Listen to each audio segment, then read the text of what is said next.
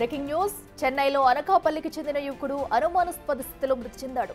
నవీన్ మృతికి ప్రేమ వ్యవహారమే కారణమని ఆరోపిస్తున్నారు బాధితుడి బంధువులు. మాజీ సర్పంచ్ కుమార్తె అయిన రూపను ప్రేమించినందుకే నవీన్ను హత్య చేయించారని ఆరోపణలు వినిపిస్తున్నాయి.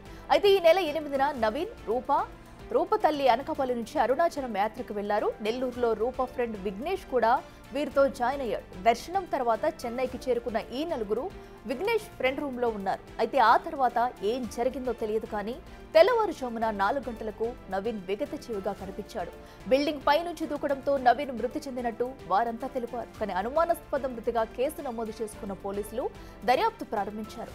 అయితే రూప, నవీన్ మధ్య ప్రేమ వ్యవహారం కొనసాగుతున్నట్టు అనుమానాలున్నాయి. రూప స్టేటస్లు దీనికి బలం చేకూరుస్తున్నాయంటున్నారు. అయితే చెన్నైలో ఏం జరిగింది, నవీన్ ఎలా మృతి చెందాడు అనేది ప్రస్తుతానికి మిస్టరీగానే ఉంది.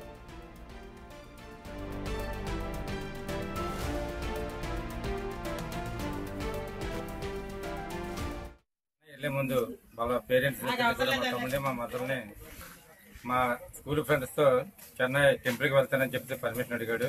స్కూల్ ఫ్రెండ్స్ కదా అని చెప్పేసి జాతిగా వెళ్ళడానైనా దర్శనం చేసుకుని అని చెప్పేసి తల్లిదండ్రులు టెంపుల్ అనే ఉద్దేశంతో వెళ్ళమన్నారు.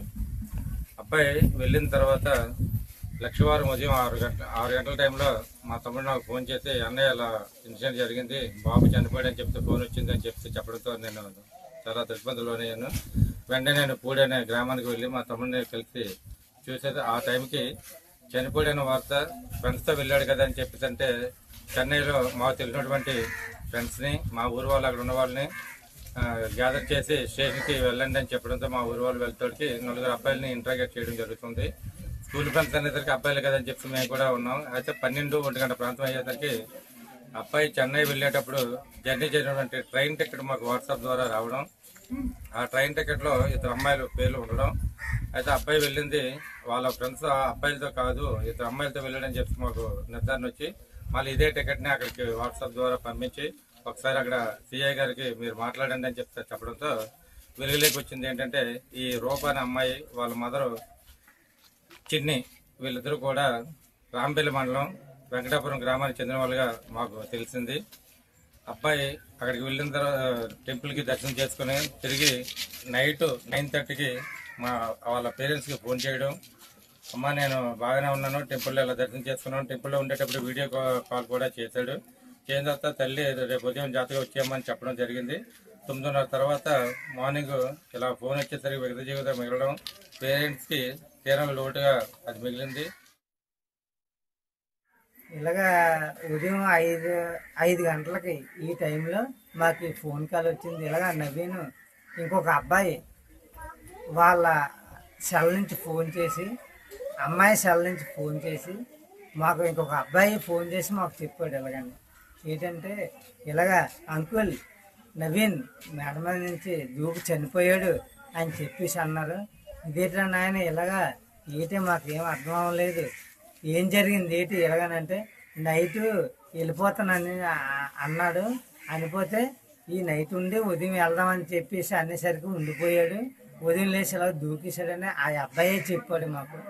నిజంగా చెప్పేదాన్ని బట్టి అయితే వాళ్ళే ఏదో ట్రాప్ పెట్టి ప్లాన్ ప్రకారంగా ఏదో హత్య చేశారని మేము అనుకుంటున్నాం. దాని గురించి మా ప్రభుత్వం తరఫు నుంచి న్యాయం చేయండి, మా అబ్బాయికి న్యాయం చేయండి. తర్వాత ఇలాంటి పిల్లలు తల్లి ఈ దేశంలోనే ఉండకూడదు అని చెప్పేసి నేను ప్రార్థించుకుంటున్నాను. నాలాగా ఇంకొక పిల్లాడికి ఇలాంటి కుటుంబానికి ఈ శోకం ఉండకూడదని నేను ప్రార్థించుకుంటున్నాను. అమ్మాయి పేరెంట్సే ఇతన్ని చంపేశారని చెప్పి మీరు ఆరోపిస్తున్నారు? అంతేనండి, అమ్మాయి పేరెంట్సే, అమ్మాయి తల్లి. దాని గురించి ఏదైనా కూడా వాళ్ళ శిక్ష పడాలి. ఇలాంటి అరాచకాలు తల్లి, కూతురు, తల్లి ఇలాంటి ఇంకో వేరే కుటుంబానికి కూడా జరగకూడదని నేను ప్రార్థిస్తున్నాను. ఏదైనా ప్రభుత్వమే న్యాయం చేయాలి, వాళ్ళ మట్టి బాగా శిక్షించాలి. ప్రేమిస్తే చంపేస్తారని చెప్పేసి అందరూ ఆరోపిస్తున్నారు. నిజమేనండి, ప్రేమిస్తే చంపేస్తారంటే ప్రేమించినా కూడా దానికి ఇన్ఫర్మేషన్ కూడా ఉండాలండి. ఇలాగ అంటున్నాడు, ఒక ఏదైనా విషయం అని తెలియాలి కదా, దాన్ని మందలించుకోవడానికి కొడుకు తరపు నుంచి తల్లిదండ్రులకు ఉంటుంది.